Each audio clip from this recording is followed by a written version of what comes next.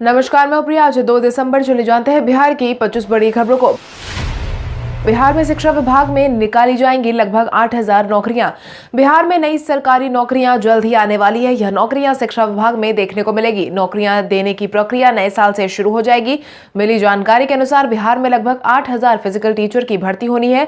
यह physical teacher middle school में भर्ती किए जाएंगे। इसकी प्रक्रिया तो पहले ही चल रही आ रही है। फिजिकल टीचर बहाली के लिए शिक्षा विभाग के प्रस्ताव पर राज्य पद वर्ग समिति की स्वीकृति पहले ही मिल चुकी है, लेकिन बिहार में हाल ही में हुए विधानसभा चुनाव की वजह से इस प्रस्ताव को कैबिनेट की मंजूरी के लिए नहीं भेजा जा सका था। कैबिनेट की मंजूरी मिलने के बाद करीब 8,000 पदों पर टीचर की बहाली की प्रक्रिया शुरू हो जाएगी। बिहार के सीतामढ़ी जिले के पंथ पाकड़ में आपको देखने को मिलेगा बहुत कुछ खास। माता सीता और भगवान राम और परशुराम संवाद स्थल धाम के रूप में जाना जाने वाला पंथ पाकड़ धाम जिला मुख्यालय से 8 किलोमीटर उत्तर दिशा में स्थित बथनाहा प्रखंड में स्थित है। मान्यता है कि जनकपुर में मां सीता की डोली अयोध्या के लिए जा रही थी तो इसी पंथ पाकड़ गांव में रुकी थी और यहीं पर भगवान राम और परशुराम के बीच संवाद हुआ था एवं परशुराम ने राम को अयोध्या जाने का रास्ता यहीं से दिखाया था। यहीं पर मां सीता ने विश्राम के बाद एक पाकड़ के पेड़ की डाली को तोड़कर दातुन की और दातुन के चीरा पास में ही फेंक दिया था, जिसका नतीजा हुआ कि इस स्थल पर पाकड़ का पेड़ उगाया। मां जानकी की डोली स्थल पथ पाकड़ में लोग दूर दराज से दर्शन के लिए आते हैं। इस बात की चर्चा तुलसीदास और वाल्मीकि रचित रामायणों में भी है। इस मंदिर परिसर में एक प्राचीनतम कुंड भी है। बिहार में कोविड-19 के मिले 400 से ज्यादा मामले। बिहार में कोविड-19 प्रभावितों की रफ्तार धीमी होती जा रही है। स्वास्थ्य विभाग की तरफ से साझा की गई जानकारी के अनुसार बीते दिन के पिछले 24 घंटे में कुल मिलाकर 482 नए मामलों की पुष्टि की गई है, जिसके बाद प्रभावितों की संख्या बढ़कर 2,36,098 पर पहुंच गई है।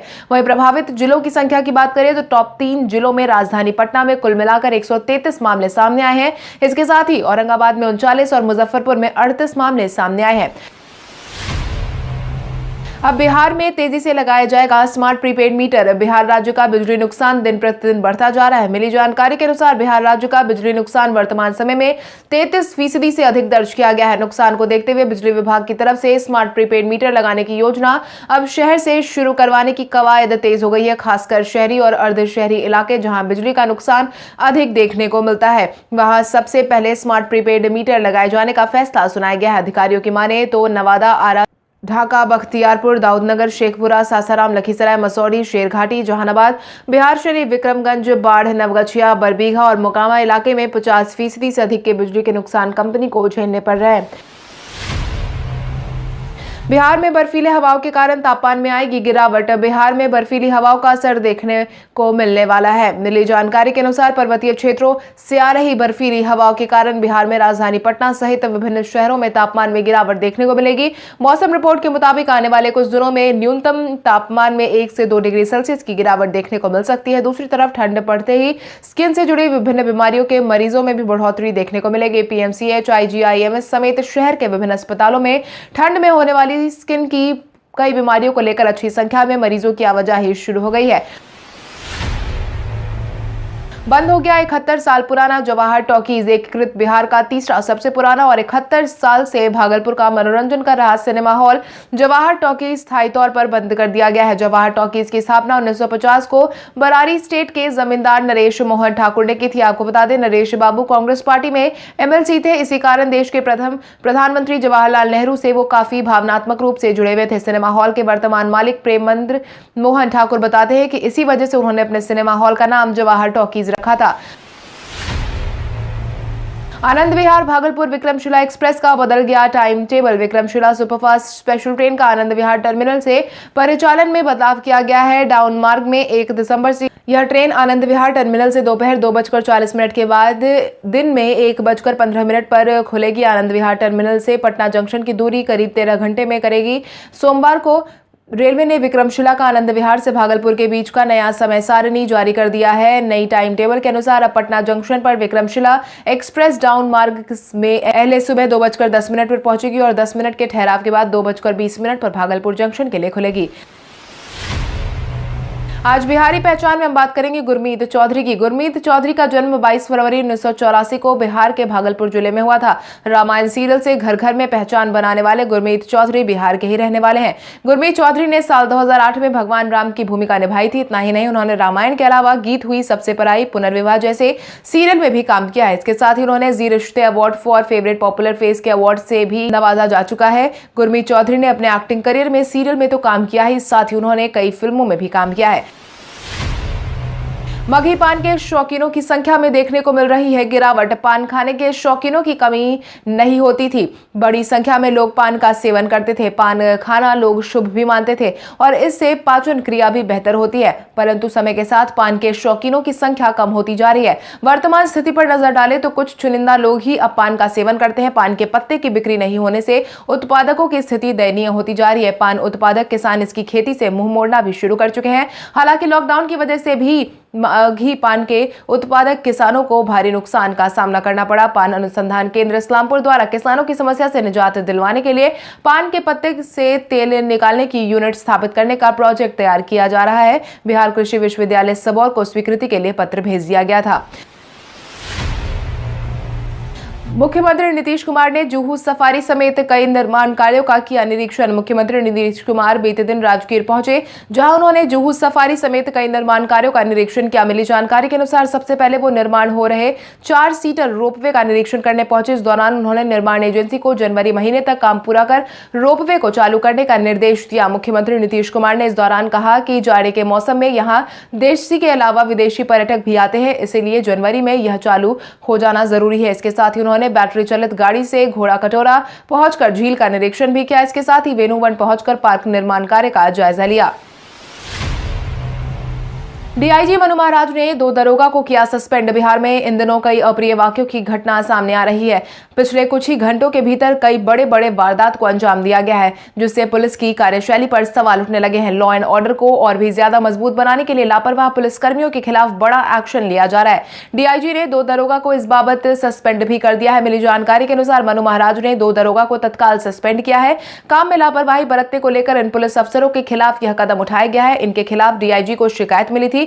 जांच में शिकायत सही पाए जाने के बाद इन अधिकारियों को तत्काल प्रभाव से निलंबित कर दिया गया है।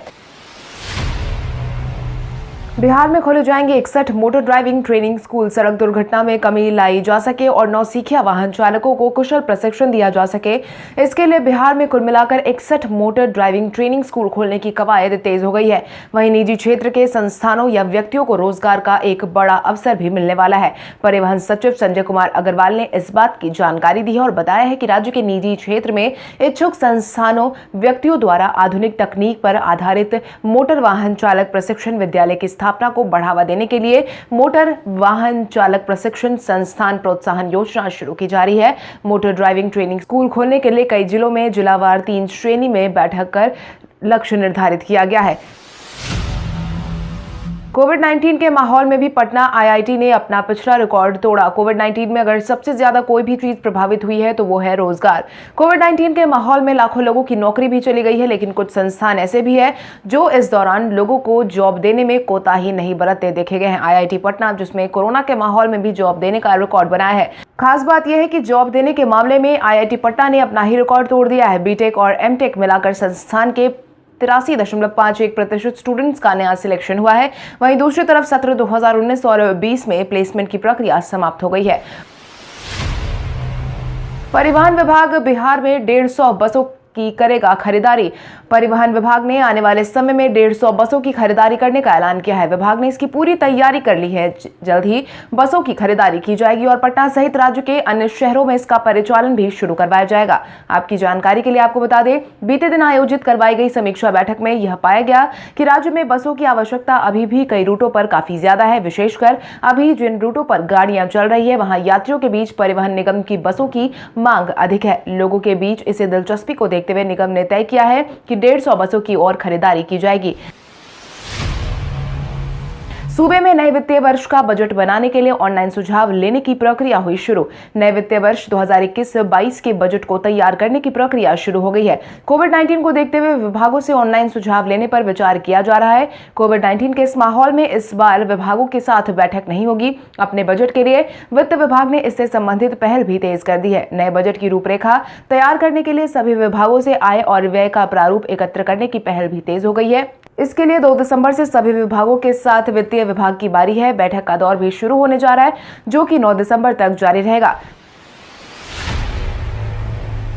किसानों की बदहाली को लेकर चिराग पासवान ने नीतीश पर साधा निशाना। राज्यसभा के लिए रीना पासवान को प्रत्याशी बनाए जाने का महागठबंधन के प्रस्ताव को चिराग पासवान ने ठुकरा दिया है। इसको लेकर राजद नेता श्याम रजक ने भी दोबारा चिराग को ऑफर दिया और कहा कि यह सीट लोजपा की है और रामविलास के सहयोगी होने के नाते रीना पासवान को इस सीट पर उतरना चाहिए। वहीं किसान के साथ हो रहे अन्याय को लेकर भी चिराग पासवान ने मुख्यमंत्री नीतीश कुमार पर निशाना साधा है, जिसके तहत उन्होंने कहा कि 15 साल से वो इस राज्य में मुख्यमंत्री हैं। यह बात बेहतर बता सकते हैं कि बातचीत से हर चीज का हल निकाला जा सकता है। अगर सही तरीके से किसान के साथ बैठक की जाए तो उनकी समस्या भी दूर हो सकती है।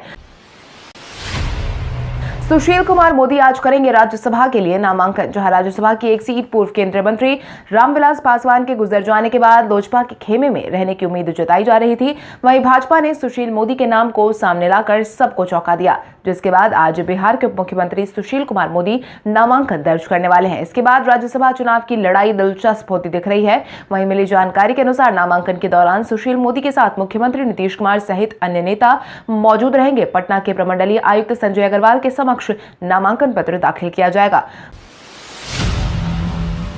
वशिष्ठ नारायण सिंह ने मंत्रिमंडल के विस्तार की कही बात। नीतीश कुमार के मंत्रिमंडल का विस्तार समय पर होने वाला है। जदयू के प्रदेश अध्यक्ष वशिष्ठ नारायण सिंह ने ईटीवी भारत से बातचीत के दौरान इस बात की जानकारी दी है, जिसके तहत उन्होंने कहा है कि ऐसे तो आधिकारिक रूप से मुख्यमंत्री नीतीश कुमार एक फैसला लेंगे कि कब मंत्रिमंडल का विस्तार होना है, लेकिन मंत्रिमंडल का विस्तार समय पर और जल्द होगा। वशिष्ठ नारायण सिंह ने कहा है कि एनडीए के घटक दलों में किसी तरह की कोई परेशानी नहीं है। पहले भी नीतीश कुमार के नेतृत्व में एकजुटता के साथ काम होता है। मंत्रिमंडल विस्तार पर भी जल्द निर्णय होगा।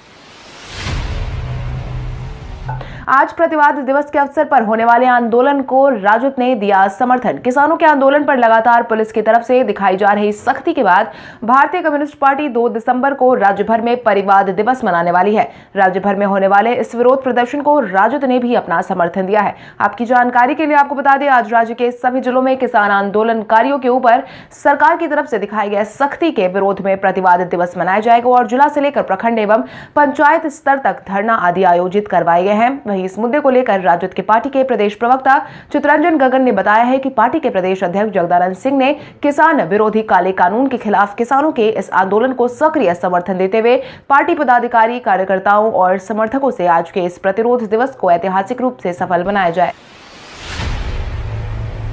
मंगल पांडे ने तेजस्वी यादव को राजनीति की मर्यादा समझने की दी नसीहत। स्वास्थ्य मंत्री मंगल पांडे ने तेजस्वी यादव को लेकर अपना बयान जारी किया है, जिसके तहत उन्होंने राज्य द्वारा लोजपा को दिए गए ऑफर को ठुकराए जाने पर अपना बयान दिया है, जिसके तहत उन्होंने कहा है कि उन्हें राजनीति की मर्यादा नहीं पता है। आज जो नेता प्रतिपक्ष है वो परंपराओं को तोड़ने की बात करते हैं। दरअसल राजद चाहता है कि दलित नेता के गुजर जाने से खाली हुई इस सीट के लिए किसी दलित को ही मौका दिया जाए। श्याम रजक जैसे कई नेता इस लिस्ट में शामिल है, लेकिन राजद के रणनीतिकारों की यही सोच सामने आ रही है कि अगर चिराग पासवान सहमति देते हैं तो उनकी माता रीना पासवान को इस सीट से खड़ा किया जा सकता है और सियासी तौर पर रणनीति बनाई जा सकती है। लेकिन चिराग पासवान ने साफ कर दिया है कि वो इस बार भी भाजपा के साथ है।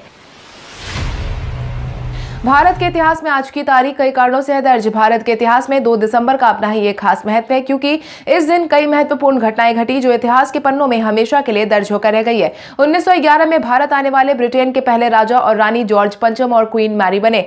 उनके मुंबई आने की याद में गेटवे ऑफ इंडिया बनाया गया था। 1989 में भारत के 7वें प्रधानमंत्री विश्वनाथ प्रताप सिंह बने। 2014 में भारतीय राजनेता एवं महाराष्ट्र के मुख्यमंत्री अब्दुल रहमान अंतुले ने दुनिया को अलविदा कह दिया था। 1972 में भारतीय अभिनेता अपूर्व अग्निहोत्री का जन्म हुआ था। 1959 में भारतीय अभिनेता बोमन ईरानी का जन्म हुआ था। 1937 में भारतीय राजनीतिज्ञ मनोहर जोशी का जन्म हुआ था। गौतम गंभीर ने टीम इंडिया के एक्स फैक्टर को बताया नाम। गौतम गंभीर ने टीम इंडिया के एक्स फैक्टर का बताया नाम। भारतीय क्रिकेट टीम इन दिनों ऑस्ट्रेलियाई दौरे पर है। टीम इंडिया वनडे सीरीज के पहले दोनों ही मुकाबले हारकर सीरीज गंवा चुकी है और तीसरे एक दिवसीय मैच में टीम अपना सम्मान बचाने के इरादे से मैदान में उतरेगी। सिडनी क्रिकेट ग्राउंड में खेले गए दोनों ही वनडे मैच में भारतीय गेंदबाजों की जमकर पिटाई हुई है। पिछले दौरे पर अपने गेंदबाजी से ऑस्ट्रेलिया के बल्लेबाज को घुटने टेकने पर मजबूर करने वाले जसप्रीत बुमराह भी अब तक दोनों ही मैचों में काफी महंगे साबित हुए हैं। इसके बावजूद भारत के पूर्व सलामी बल्लेबाज गौतम गंभीर ने बुमराह को टीम इंडिया का एक्स फैक्टर बताया है। व्हाट्सएप ने अपने यूजर के लिए रोल किया 3 नया फीचर। व्हाट्सएप अपने यूजर के लिए आए दिन नए नए फीचर्स को रोल करता रहता है। इसी क्रम में व्हाट्सएप ने 3 नए फीचर को एक बार फिर से रोल किया है, जिसके तहत नया एनिमेटेड स्टिकर पैक यूजर के लिए जारी किया गया है। इसके साथ ही नया स्टिकर सर्च फीचर भी अब व्हाट्सएप पर लोगों को मिलेगा। इतना ही नहीं, मेन वॉलपेपर्स का विकल्प भी मिलेगा, अब लोगों को व्हाट्सएप पर आसानी से मिलेगा। मिली जानकारी के मुताबिक कंपनी ने ढेर सारे नए वॉलपेपर अपने प्लेटफॉर्म में जोड़े हैं। इस लिस्ट में custom chart wallpaper, doodle wallpaper, light और डार्क वॉलपेपर्स शामिल है। इसके अलावा यूजर को दुनिया भर के मशहूर आर्किटेक्चर और प्रकृति से जुड़े वॉलपेपर्स भी देखने को मिलेंगे। सुशांत सिंह राजपूत की बहन ने शेयर किया एक इमोशनल पोस्ट। सुशांत सिंह राजपूत की बहन श्वेता सिंह कीर्ति ने सोशल मीडिया पर दिवंगत एक्टर की एक पुरानी पोस्ट को शेयर किया है। इस पोस्ट में सुशांत ने सही और गलत के बारे में अपने विचार व्यक्त करते हुए वो नजर आए हैं। श्वेता के इस पोस्ट को देखते ही सोशल मीडिया पर तेजी से फैल गया। सुशांत के फैंस श्वेता के इस पोस्ट पर अपना रिएक्शन दे रहे हैं। श्वेता सिंह कीर्ति ने अपने भाई सुशांत के जिस पोस्ट को शेयर किया है वह सुशांत ने 12 दिसंबर 2018 को शेयर किया था, जिसमें उन्होंने लिखा था कि जो चीज हम सभी को साथ ले आए वो सही है, जो हमें अलग करे वो गलत है। अब आइए जानते हैं सराफा बाजार और पेट्रोल डीजल के क्या थे भाव। अगर हम सराफा बाजार की बात करें तो सोने का भाव 1 दिसंबर को 22 कैरेट के लिए प्रति 10 ग्राम 46,920 रुपए था। वहीं 24 कैरेट के लिए प्रति 10 ग्राम 47,920 रुपए था। वहीं अगर हम चांदी की बात करें तो चांदी का भाव प्रति किलो 60,200 रुपए था। इसके अलावा राजधानी पटना में पेट्रोल की कीमत 84.99 रुपए प्रति लीटर थी। वहीं डीजल 76.19 रुपए प्रति लीटर था। कल हमारे द्वारा पूछे गए सवाल का जवाब आप में से बहुत सारे यूजर ने हमें कमेंट करके दिया था, उसके लिए आपका बहुत बहुत धन्यवाद। आप में से जिन यूजर का कमेंट हमें अच्छा लगा है उनके नाम है रितेश कुमार, लालू कुमार, अमीशा कुमारी, शशि कुमार, रुपेश यादव, मनोज कुमार, जीवन अमृत, संदीप वर्मा, शंकर शाह, असलम राज, रविंद्र पासवान, दिनेश शर्मा, संजीव कुमार सिंह, सुभाष कुमार, श्रवण कुमार, आदिल, अमन, राजीव चौधरी, गोविंद कुमार, प्रभुनाथ गुप्ता, ओम प्रकाश। इसके अलावा हमारी टीम को और भी लोगों के जवाब अच्छे लगे हैं, मगर समय के अभाव के कारण हम उनका नाम नहीं ले पाए, लेकिन आप हमारे सवालों का जवाब देते रहे। हम कल आपका नाम लेने की पूरी कोशिश करेंगे। तो चलिए बढ़ते हैं आज के सवाल की ओर। आज का सवाल कुछ इस प्रकार है। आपके अनुसार राजद की तरफ से लोजपा अध्यक्ष चिराग पासवान को राज्यसभा पहुंचाने के प्रस्ताव को चिराग को स्वीकार करना चाहिए था या नहीं? अपने जवाब हमें कमेंट करके जरूर बताएं। इसके साथ ही आज के लिए बस इतना ही। अगर आप ये वीडियो हमारा यूट्यूब पर देख रहे हैं तो हमारे चैनल को सब्सक्राइब करें और बेल आइकॉन दबाना ना भूलें। और अगर आप ये वीडियो हमारा फेसबुक पर देख रहे हैं तो इस वीडियो को लाइक करें और ज्यादा से ज्यादा शेयर करें। धन्यवाद।